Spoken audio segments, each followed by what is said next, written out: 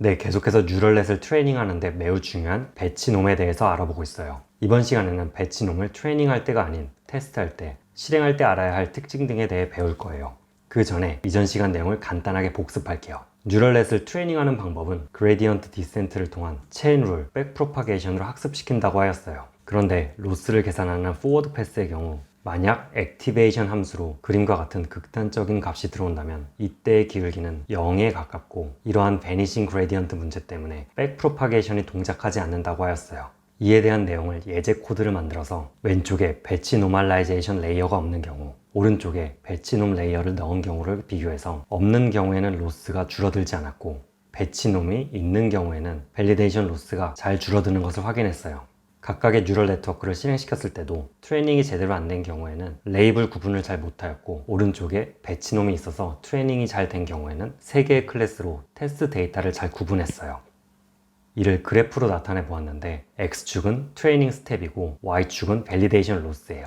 배치놈이 없는 경우에는 0.96 근처에서 더 이상 학습이 진행되지 않았고, 배치 노멀라이제이션 레이어가 있는 경우에는 밸리데이션 로스가 잘 줄어드는 것을 확인할 수 있었어요. 이러한 배치놈은 액티베이션 함수 안으로 들어오는 인풋들을 배치 단위로 정규화를 시켜줌으로써 너무 극단적인 값이 아닌 적절한 값으로 들어오게 만들고, 이게 트레이닝을 쉽게 만들어줘요. 하지만 모든 인풋들이 똑같은 정규 분포를 그린다면 뉴럴넷을 학습하는 의미가 없기 때문에 배치놈은 각각의 인풋을 정규화한 뒤 이러한 분포를 더 좁거나 더 넓게 혹은 왼쪽이나 오른쪽으로 조금씩 분포를 바꿀 수 있게 만들어줘요. 이러한 역할을 하는 게 배치놈 스케일과 배치놈 시프트예요. 이러한 배치놈 레이어는 다른 뉴럴넷 레이어처럼 학습해야 할 파라미터들이 있고, 그게 바로 이 두 가지예요.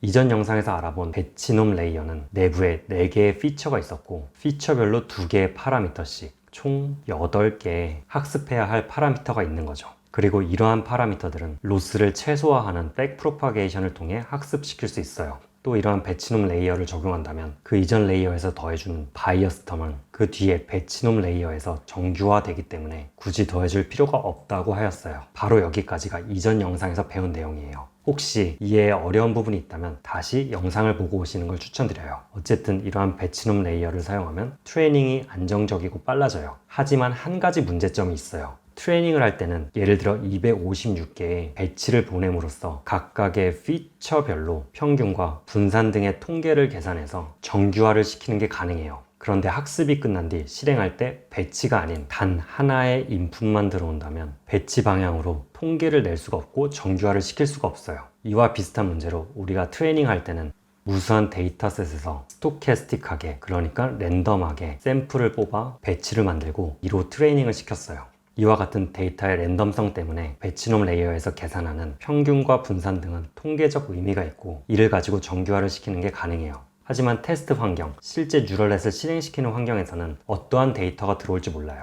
다시 말해서 데이터의 랜덤성이 보장되는 게 아니라 한쪽으로 편향된 데이터도 뉴럴넷의 실행 시간에는 들어올 수 있는 거죠. 그렇게 되면 배치놈 레이어에서 계산하는 이런 통계들은 역시나 통계적 의미가 없어져요. 결국 뉴럴넷을 트레이닝 시키는 것이 아니라 실제 사용할 때는 그 인풋 데이터가 한 개이던 여러 개이던 배치 노멀라이제이션을 사용하기 위한 통계가 모두 쓸모 없어져요. 이러한 문제를 해결할 수 있는 방법은 트레이닝 데이터를 모두 가져와서 이거에 대한 통계를 내고 그때 평균과 분산을 계산하는 방법이 있어요. 하지만 이런 방식은 한번 뉴럴넷이 트레이닝이 된 뒤 다시 통계를 내는 과정이 필요할 뿐만이 아니라 실제 뉴럴넷을 트레이닝할 때는 데이터가 무수히 많아서 전체 데이터에 대한 통계를 내는 것은 불가능하기도 해요. 그래서 트레이닝 시간에 한 번에 통계를 낼 수 있는 Moving Average라는 개념을 통해 전체 데이터에 대한 평균과 분산을 구하자라는 생각을 하는 거예요. 이 Moving Average라는 개념이 생소하신 분들이 있을 수 있는데 별로 어렵지 않아요. 그리고 이 개념은 인더스트리에서 실제 매우 많이 사용되고 있어요. 파이토치의 배치 노멀라이제이션 문서를 보시면 모멘텀이라는 아규먼트가 있어요. 그리고 그에 대한 설명이 있죠.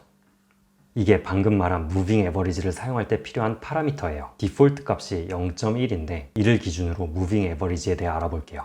이는 별로 어려운 개념이 아니에요. 어떤 데이터가 3, 5, 7, 8, 9, 0 이런 식으로 있다라고 할게요. 데이터는 무수히 많거나 계속 만들어지고 있어요. 만약 이 데이터에 대한 전체 평균을 구하고 싶은데 지금은 데이터가 계속 만들어지고 있으니까 평균을 구하는 건 불가능하겠죠. 그럴 때 모멘텀이 0.1인 무빙 에버리지를 적용한다면 첫 번째 데이터까지의 에버리지는 3이에요. 두 번째 데이터가 들어왔을 때부터는 기존 데이터 곱하기 1에서 0.1을 뺀 값 0.9 플러스 5 곱하기 0.1을 함으로써 약 3.2라는 지금까지의 평균을 대략 이러한 방식으로 계산하는 거죠. 그 다음 7이라는 값이 들어오면은 이 3.2가 그대로 넘어와서 3.2 곱하기 0.9 새로운 값 곱하기 모멘텀을 함으로써 3.58을 계산하는 거죠. 이러한 계산 과정을 새로운 데이터가 추가될 때마다 계속 반복해요. 이러한 계산 방법이 파이토치 배치놈에서 사용하고 있는 무빙 에버리지이고, 이를 우리의 상황에 대입한다면 이 값이 각 배치별 민이나 베리언스 값이 되고, 이 순서는 첫 번째 스텝, 두 번째 스텝 등의 트레이닝 스텝이 되는 거죠.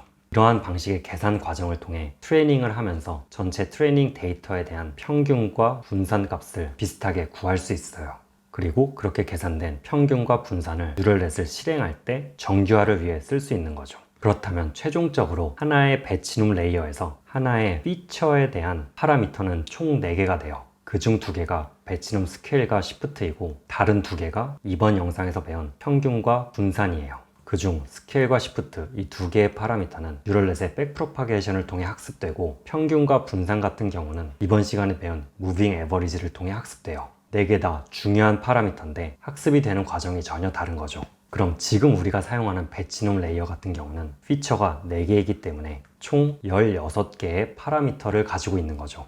첫 번째 피처에 대한 스케일 시프트 민 베리언스, 두 번째 피처에 대한 스케일 시프트 민 베리언스, 세 번째, 네 번째 각각 피처들에 대한 스케일 시프트 민 베리언스, 모두 앞에서 16개의 파라미터가 있는 거죠. 이러한 이유 때문에 배치놈 레이어 같은 경우 트레이닝 과정과 테스트 이밸류에이션 할 때의 특성이 달라져요. 그렇기 때문에 파이토치에서 트레이닝 하기 전에는 꼭 뉴럴넷의 모드를 트레인 모드로, 테스트를 하거나 실행할 때는 이밸류에이션 모드로 바꿔줘야 해요. 이게 딥러닝 초보자들은 많이 하는 실수인데 꼭 기억해 두셔야 해요. 이렇게 배치 노멀라이제이션에 대해 완벽하게 알아보았는데 몇 가지 궁금한 점이 있을 거예요. 하이퍼볼릭 탄젠트 함수가 아닌 렐루 함수를 쓴다면 베니싱 그레디언트 문제가 사라지는 게 아닌가요? 라고 물어볼 수 있어요. 이는 반만 맞아요. 렐루 함수는 양수 인풋에 대한 그레디언트 문제는 없어요. 하지만 반대쪽의 경우 그레디언트가 0인 부분이 있기 때문에 만약 모든 인풋이 0 이하에 와서 꽂힌다면 역시나 그레디언트는 0이 되면서 뉴럴넷을 학습시킬 수가 없는 거죠.